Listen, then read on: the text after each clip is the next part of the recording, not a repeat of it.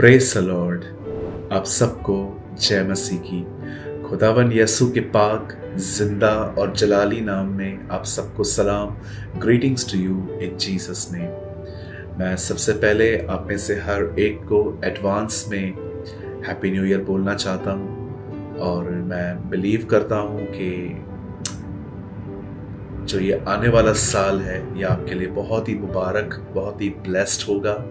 और मैं बिलीव करता हूँ हम इस नए साल में वहाँ जाएंगे जहाँ प्रभु हमें देखना चाहते हैं। बहुत सारे लोगों ने मुझे इन दिनों में मैसेजेस किए कि पास्टर जी एक वीडियो बनाइए जिसमें आप हमें बताइए कि हमें अपने नए साल में कौन सी चीज़ों को ठीक करना है, बिल्ड करना है। सो मुझे लगा हाँ ये बहुत ज़रूरी है कि हम क्यों ना एक वीडियो बना के सबको बताएं कि हमें नए साल की शुरुआत कैसे करनी है।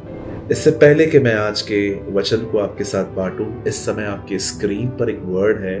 ये वर्ड है 1 कुरिन्थियों 6 अध्याय और उसका 17वां वचन। और जो प्रभु की संगति में रहता है वो उसके साथ एक आत्मा हो जाता है। हम जानते हैं कि हम 2025 में एंटर होने वाले हैं और मैं बिलीव करता हूं कि इस नए साल में परमेश्वर हमें बहुत कुछ सिखाएंगे, ब्लेस करेंगे। हमें नई सेवकाइयाँ और नए दान और वरदानों से हमें नवाजेंगे, हमें देंगे। लेकिन आज मैं सबसे पहले आपको मैं बताना चाहता हूँ कि आपकी ज़िंदगी का बेस क्या होना चाहिए।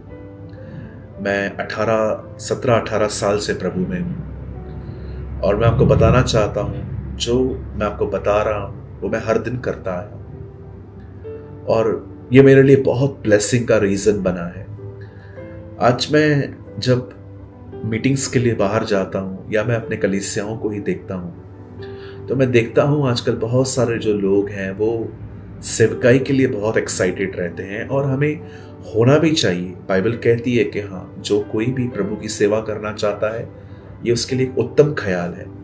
लेकिन हमें ये बात समझनी पड़ेगी कि उससे पहले भी कुछ है हमारे लिए जो हमें करना चाहिए। यहाँ पर पौल कुरिन्थियों की कलीसिया को एक बहुत खूबसूरत बात कहता है। वो कहता है कि जो कोई प्रभु के साथ संगति करता है वो उसके साथ एक आत्मा हो जाता है। मैं चाहता हूं अब आप सब ध्यान दें। जब आप उत्पत्ति का 1 अध्याय पढ़ते हैं तो आप उसमें देखते हैं कि कैसे परमेश्वर ने अपने वचन के द्वारा हर दिन इस दुनिया का निर्माण किया। How God create this world through His word। Bible कहती है कि परमेश्वर ने सबसे पहले ज्योति बनाई, उसके बाद परमेश्वर ने बाइबल कहती है पानी का एक हिस्सा ऊपर डाल दिया जिसको आज हम आसमान कहते हैं। उसके बाद परमेश्वर ने उस पानी को जो नीचे था उसको अलग किया और सूखी भूमि दिखाई दी जिसको परमेश्वर ने पृथ्वी, और जो पानी उसमें साइड में किया उसको समुद्र कहा। और उसके बाद परमेश्वर ने प्लांट्स बनाए, पेड़ बनाए। उसके बाद प्रभु ने सूरज चंद्रमा बनाए और फाइनली परमेश्वर जानवरों को बनाता है पानी के अंदर, बर्ड्स और पृथ्वी पर रेंगने वाले जंतु बनाता है। ये सब बनाने के बाद बाइबल कहती है उसके बाद परमेश्वर ने कहा आओ अब हम मनुष्य बनाएं। और जब परमेश्वर ने मनुष्य को बनाया वो 6वां दिन था और उसके बाद लिखा है परमेश्वर ने 7वें दिन विश्राम किया। प्रभु थक नहीं गए थे। कुछ लोगों को लगता है कि शायद परमेश्वर थक गया इसीलिए विश्राम कर रहा था। जी नहीं, परमेश्वर इसलिए विश्राम कर रहा था क्योंकि 6वें दिन परमेश्वर ने उसे बनाया जो उसको रिवील करेगा, जो उसको प्रकट करेगा। मैं ये कहना चाहता हूं कि परमेश्वर ने अपना रिप्रेजेंटेटिव बना लिया और जब परमेश्वर ने 6वें दिन मनुष्य बनाया तो परमेश्वर ने उसे क्या कहा? 6 दिन काम करना, 7वें दिन विश्राम करना। बाइबल साफ कहती है। और आप जानते हैं जिस दिन आदम का पहला दिन था उस दिन परमेश्वर का 7वां दिन था।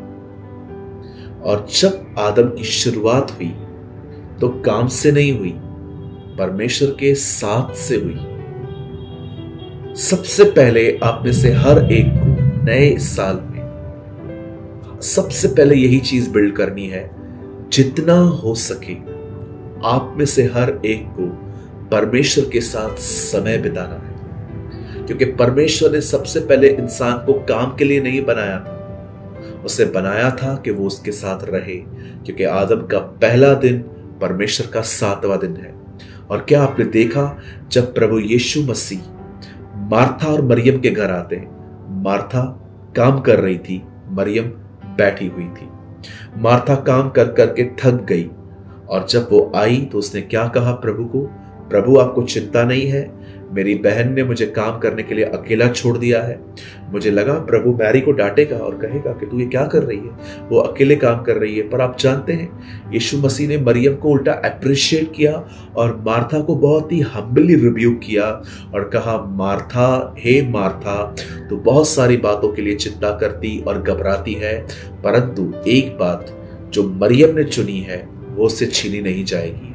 मरियम ने क्या चूज किया था?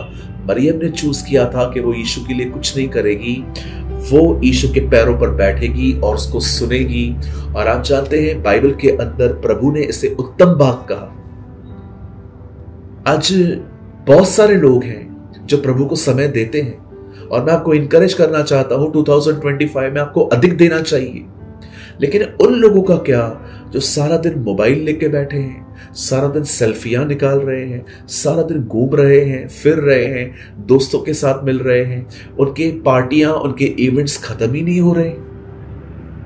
मैं आप में से हर एक को कहना चाहता हूं, मेरे भाइयों, मेरी बहनों, आप कितने भी हाथ रखवा लो, आप कितने भी चर्चेस में जाओ,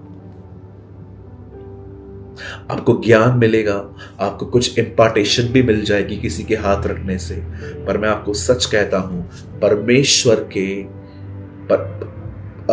परमेश्वर की संगति में ही एक व्यक्ति के चरित्र में बदलाव आता है।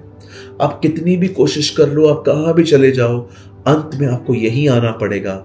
मैं आज आप में से हर एक को इस बेसिक टीचिंग के चैनल के इस वीडियो के थ्रू मैं आपको बताना चाहता हूं, मेरे भाइयों, मेरी बहनों, बाइबल कहती है परमेश्वर ने मनुष्य को अपने लिए बनाया था कि वो उसके साथ संगति करे। और इन दिनों में हमें नए साल में सबसे ज्यादा यही डिसीजन लेना है कि हमें परमेश्वर के साथ समय बिताना है। और उस समय बिताने में कम से कम हमें 2 चीजें जरूर करनी है। एक, हमें प्रार्थना करनी है, और दूसरा, हमें वचन पढ़ना है। प्रार्थना में आप प्रभु से बात करें और वचन के द्वारा प्रभु आपसे बात करेंगे।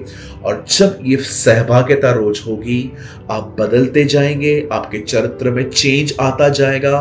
और मैं आपको कहना चाहता हूं मेरे भाइयों, मेरी बहनों, यहीं पर आप प्रभु की उपस्थिति में जीना सीखेंगे।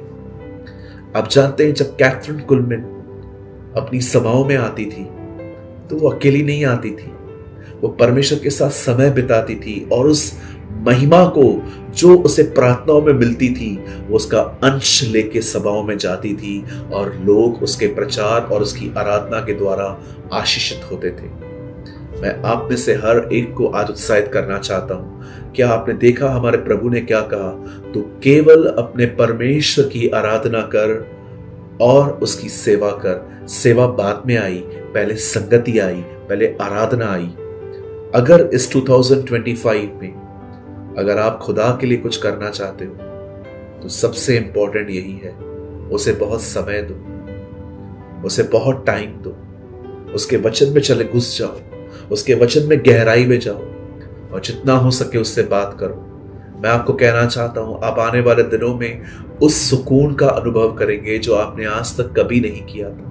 आप उन आशीषों को देखेंगे जो आशीषें आपने कभी नहीं पाई थी। आप उन ब्लेसिंग्स को देखोगे जो अब्राहम ने देखी थी, जब परमेश्वर ने अब्राहम से कहा, मैं तुझे आशीष दूंगा और तुझे आशीष बनाऊंगा। अब्राहम को परमेश्वर ने आशीष दी, और बाइबल कहती है वो आशीष क्या थी? कलीसिया। परमेश्वर ने उससे कहा था, मैं तुझे बहुत सारी संतानें दूंगा, जाति जाति के लोग तेरे कारण अपने आप को धन्य समझेंगे, मैं तुझे तारों की तरह संतानें दूंगा। ये संतानें कौन है? ये हम है, ये कलीसिया है, यूहन्ना बपतिस्मादाता ने क्या कहा, यह न सोचो कि तुम अब्राहम की संतान हो, परमेश्वर पत्थरों में से अपनी संतानें ले आएगा। हम पत्थर थे, हम पाप करते थे, हमें महसूस नहीं होता था, पर आज परमेश्वर ने हमें अपना आत्मा दिया और परमेश्वर ने हमें अपनी संतान कहा है। हम अब्राहम की संतान हैं। जब परमेश्वर किसी चीज को आशीष देते हैं वो चीज बढ़ती जाती है। मैं आपको भी कहना चाहता हूं, परमेश्वर को हर चीज बताइए और हर चीज के ऊपर प्रभु की आशीष मांगिए और जितना हो सके प्रभु को बहुत समय दें, वचन पढ़ने में, प्रार्थना करने में, उसके साथ संगति करने में। इसी से आप आशीषित हो सकते हैं। यही आदम की जड़ थी, इसीलिए ही इंसान बनाया गया है। मैं उम्मीद करता हूं आज इस छोटे से वचन के द्वारा आपको समझ में आया होगा कि हमें आने वाले दिनों में क्या करना चाहिए। मैं आप में से हर एक को उत्साहित करना चाहता हूं।